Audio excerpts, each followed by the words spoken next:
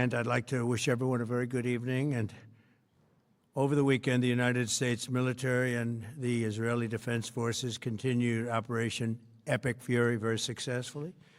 Over the past 9 days, we've carried out some of the most powerful and complex military strikes and maneuvers the world has ever seen. Now, you add that up to all of the other things, Midnight Hammer, getting rid of the nuclear threat from Iran, which was a big moment in history, in my opinion, and the great success we've had in Venezuela and all other places. Every place we've gone, we've had tremendous success. But while we're doing all of these things, we're achieving major strides toward completing our military objective. And some people could say they're pretty well complete. We've wiped every single force in Iran out very completely. Most of Iran's naval power has been sunk. It's on the bottom of the sea. It's almost 50 ships. I was just notified it's 51 ships. I didn't know they had that many. Didn't last very long. And these are fighting vessels. They're meant to fight, but they're not meant to fight against us. We continue to target Iran's drone and missile capabilities. Their drones are way down. Their drone manufacturing's been hit starting today. We know all of the places they manufacture the drones, and they're being hit one after another. Their missile capability is down to about 10%, maybe less.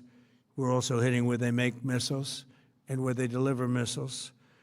We've struck over 5,000 targets to date, some of them very major targets, and we've left some of the most important targets for later in case we need to do it.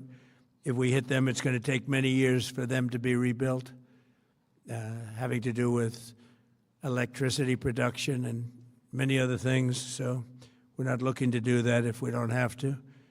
But they're the kind of things that are very easy to hit, but very devastating if they are hit. We are waiting to see what happens before we hit them.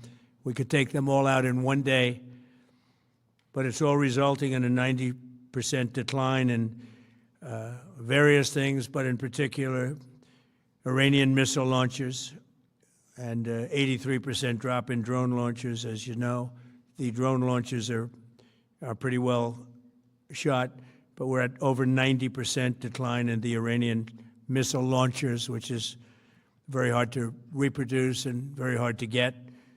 And usually what we were able to do through great equipment, a lot of smart people, as soon as they sent a missile up from a launcher, we were able to knock out that launcher within a period of 5 minutes or less, accurately right on the noggin. So now we have low-cost interceptors effectively combating Iranian drones, and our B-2 bombers recently dropped dozens of 2,000-pound bombs to destroy missile launchers all over Iran and buried deep under Iranian soil in many cases. The soil was no match. And we're also annihilating the manufacturing base that the regime uses to build drones and missiles at a rate that nobody thought was possible. We're knocking them out. We know where they all are. We're knocking them out very quickly. We're ahead of our initial timeline by a lot. I would say that we probably would not have thought after a month we'd be here, in addition to the fact that we've taken out the leadership twice and maybe 3 times. And we, as you know, we want to be involved. We don't want another president that maybe wouldn't be willing to do what I'm willing to do for the good of the world, for the good of our nation, to be stuck with the situation in 5 years or 10 years from now. So we think they should put a president in, or the head of the country in, that's going to be able to do something peacefully for a change. They've been doing this for 47 years, killing people for 47 years, whether it's the barracks or even the SS Cole where they were involved. Very strongly, they always denied it. But where they were very strongly involved, and all of the people that died through the roadside bombs died and are right now walking around with no legs, no arms, a face that's been so badly damaged. The Iranian regime has been attacking Americans and spreading terror for 47 years, and despite these countless opportunities to renounce their nuclear ambitions, which they had just a short while ago, they told Mr. Witkoff, who is standing right over here,